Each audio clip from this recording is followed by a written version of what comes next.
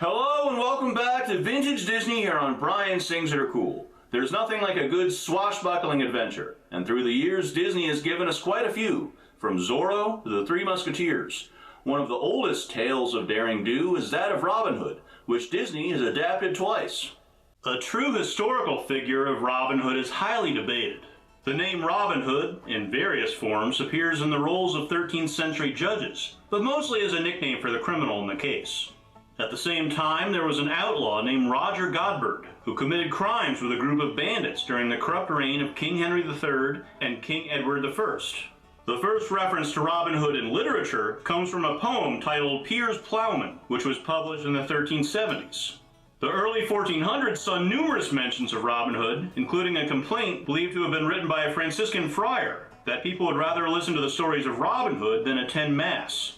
This was at the time when narrative ballads about Robin were becoming popular, and most of what we know about Robin Hood came from these songs. From his skill as an archer, to his arch nemesis, the Sheriff of Nottingham, though Maid Marian and Friar Tuck would come a little later.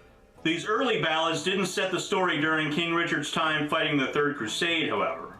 King Richard and his inept brother John didn't find their way into the story until the 16th century.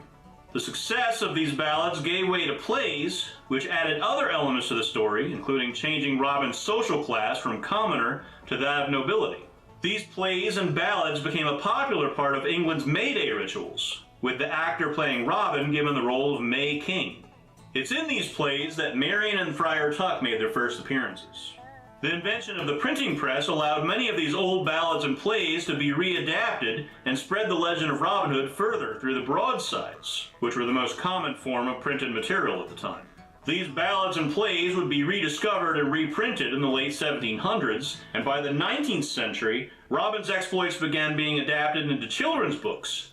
Most notably, 1883's The Merry Adventures of Robin Hood of Great Renown in Nottinghamshire by Howard Pyle. Pyle knocked off some of the rough edges that the character had in those early plays and ballads, making the 14th century hero acceptable to modern audiences, inspiring generations to come. The motion picture camera hit the scene at the end of the 19th century, and the adventurous exploits of Robin Hood seemed tailor-made for the new medium. The tales have been adapted to film too many times to count, beginning in 1908 with Percy Stowe's Robin Hood and His Merry Men. But before I get to the Disney versions, I wanted to talk about a few that either shaped my view of the character, or are ones that I just really enjoy. The oldest surviving film adaptation was Robin Hood, starring Robert Fraser, from 1912. But the real game changer came in 1922 with Douglas Fairbanks in the title role. At $1 million, it was one of the most expensive and largest productions of its era. Some of the sets were even designed by famed architect Frank Lloyd Wright. And Fairbanks was so overwhelmed by the scale of the sets, he almost had his production company cancel the project. With other roles like Zorro, D'Artagnan and the Three Musketeers, and the Thief of Baghdad, Fairbanks was arguably the first big action star, and still a lot of fun to watch, even over 100 years later. While Douglas Fairbanks set the bar for Robin Hood on film, Errol Flynn raised it even higher with 1938's The Adventures of Robin Hood. Warner Brothers up to that point were known for gritty black and white gangster films.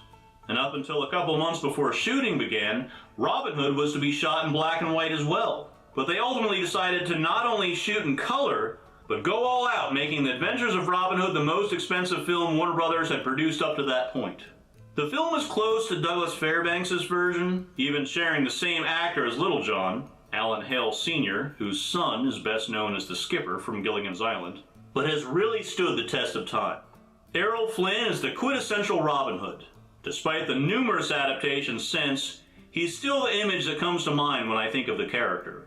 The performances, fight choreography, and costumes have inspired everything from cartoons and video games to Star Wars, and even a scene from my all-time favorite movie, The Rocketeer.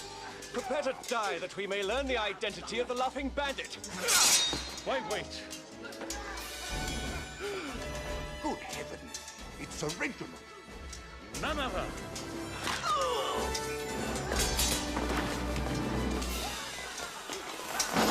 Post Tim Burton's Batman was a good time for kids looking for action hero movies, and among the abundance of comic book adaptations, Robin Hood was welcomed into the 90s with 1991's Robin Hood, Prince of Thieves. They play with the lore a bit in this film, leaving Prince John out of the story and having the villainous Sheriff of Nottingham, played perfectly by Alan Rickman, the one who wants to seize the throne while King Richard is away, and making hired assassin Guy of Gisborne, who played a similar role in Disney's Three Musketeers, the sheriff's cousin. At only 8 years old at the time the movie was released, I didn't mind that Costner was talked out of using an English accent by the director, or even the changes to the source material. It was the good versus evil stuff I loved. And I proudly ate the breakfast cereal from Ralston and collected all the action figures, even if they were all crudely repainted figures from the Superpowers line or Star Wars. For instance, the Sherwood Forest playset was the Ewok Village, and Friar Tuck was the Gamorrean Guard. And 35 years later, I still know all the words to Bryan Adams' "Everything I do it for you." Everything I do it for you. As with anything that becomes popular, sooner or later it's going to be lampooned. And when Prince of Thieves became a hit, there was only one man for the job. The master of the absurd, the great Mel Brooks. Robin Hood Men in Tights hit the big screen in 1993 and starred Cary Elwes, Richard Lewis, and even Brooks himself as Rabbi Tuckman. Come on! We'll bless them all until we get naked.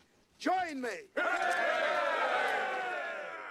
Brooks had created a Robin Hood sitcom in 1975 called When Things Were Rotten, starring Dick Gautier, who played Jaime the Robot in Mel Brooks' Get Smart, as Robin. Some may view the humor as too juvenile, or just downright stupid, but there are just too many funny moments for it to not be one of my favorite Mel Brooks comedies. We're men in tights, tights, tights! With Robin Hood so firmly attached to the public conscience through hundreds of years of song, literature, film, and television, it seemed only logical that Disney would try their hand at the character, not once, but twice. Disney's first crack at Robin Hood, The Story of Robin Hood, was released on June 26, 1952, and was the second live-action Disney film following Treasure Island in 1950. The film was directed by Ken Annakin, who went on to direct a number of other Disney films, as well as 1988's The New Adventures of Pippi Longstocking, which is another one of those weird films I grew up on. Once again, Walt turned to Lawrence Edward Watkin to pen the script, as he had for Treasure Island and later the Spin and Marty serials for the Mickey Mouse Club. Plot-wise, it follows the familiar beats of most traditional Robin Hood films. Robin is a nobleman who turns outlaw to fight the corruption of Prince John while the rightful king is away fighting the Crusades. Along the way, he falls for the lovely Maid Marian and gathers a band of merry men to fight back against the oppressive taxes collected by the Sheriff of Nottingham.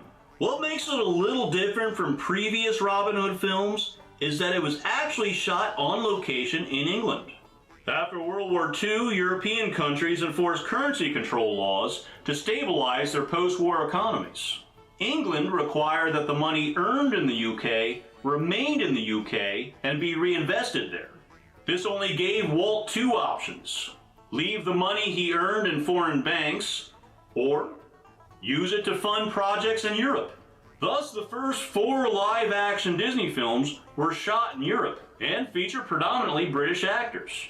Our Robin Hood here is played by Richard Todd, who had also appeared in Disney's The Sword and the Rose from 1953, and Rob Roy, the Highland Rogue, in 1954.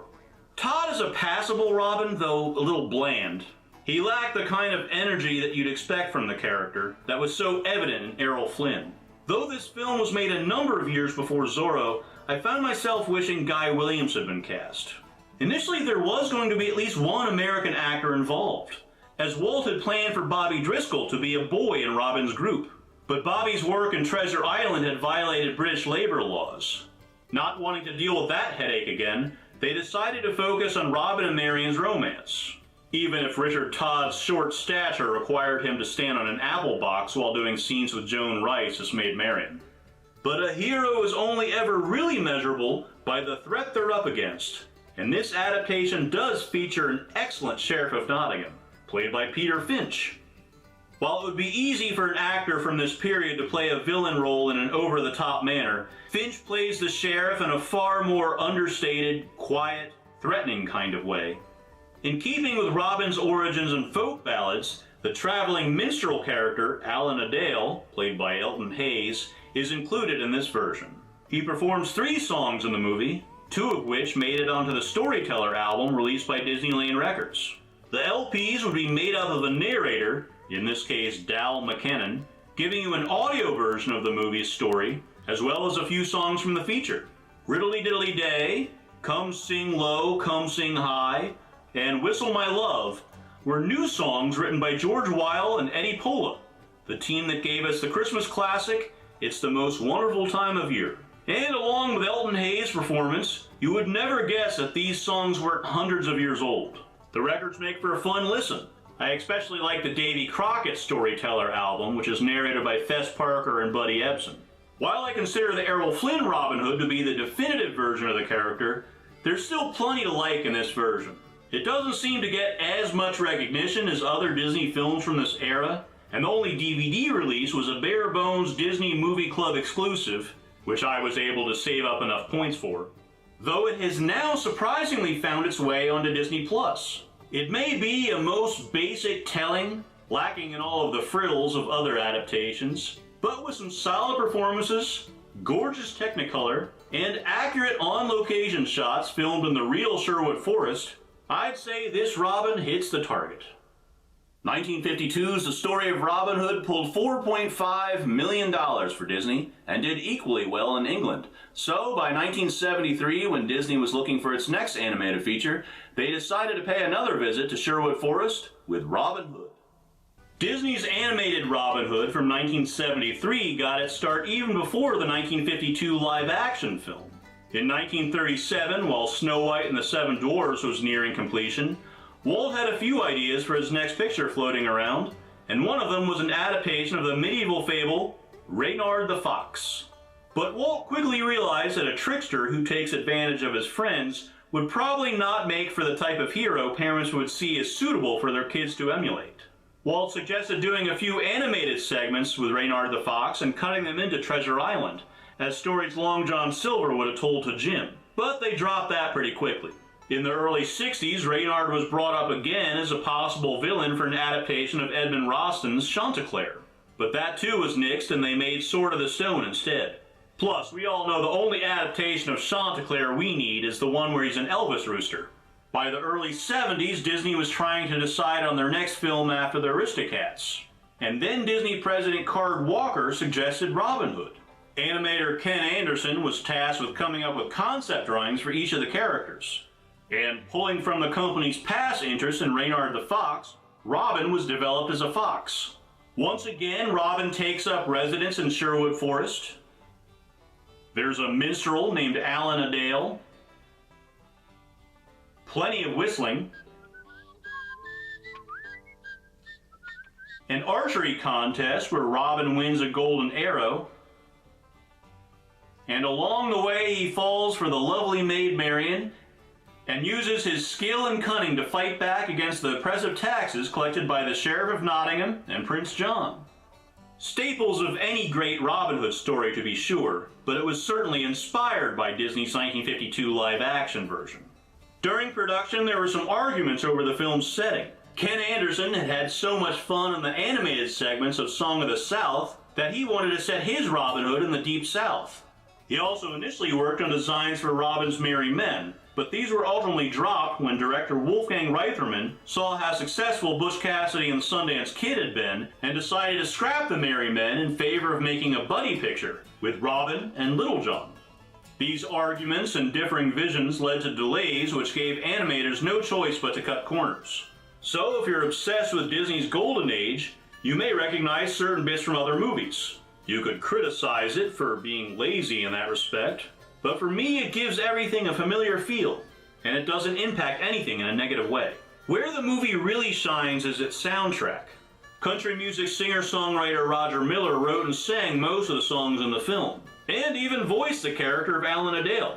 3 soundtracks were released, But it's Roger Miller's Story and Songs of Robin Hood that I consider my favorite Disney soundtrack of all time. From the catchy Whistle Stop and Oodalolly,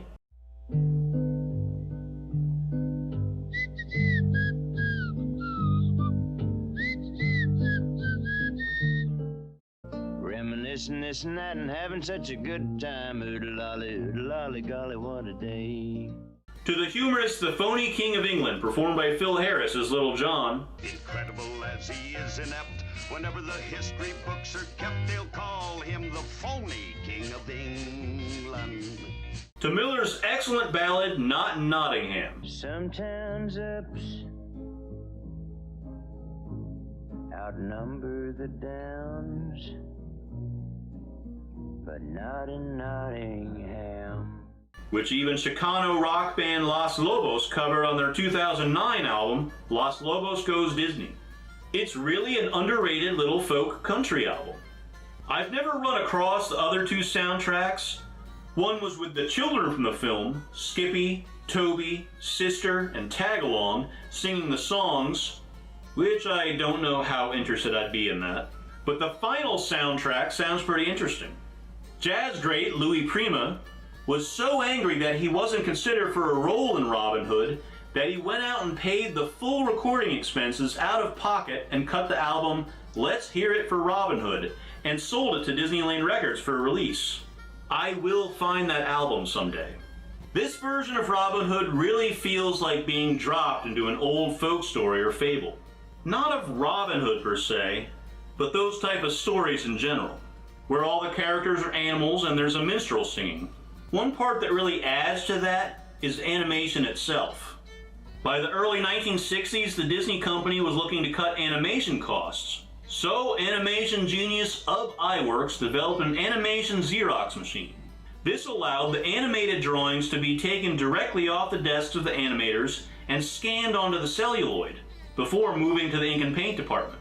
This cut the cost of having each frame hand traced, so the result was that the rough sketch lines would be visible in the final product. Walt wasn't that big of a fan, preferring the cleaner look of his older films, but with Robin Hood in particular, that sketchy look adds to the folktale feel. Pair that with a great cast including Pat Buttram as the Sheriff of Nottingham, Peter Ustinov as Prince John, and Phil Harris as Little John, and you have a high-flying adventure that everyone can get behind. Thanks for watching. I hope you enjoyed my look back at Disney's adaptations of Robin Hood. If you'd like to be kept up to date as to when I release a new video, go ahead, hit that subscribe button. And if you really want to be notified, hit that bell as well. I'm Brian, and I'll see you next time on Vintage Disney.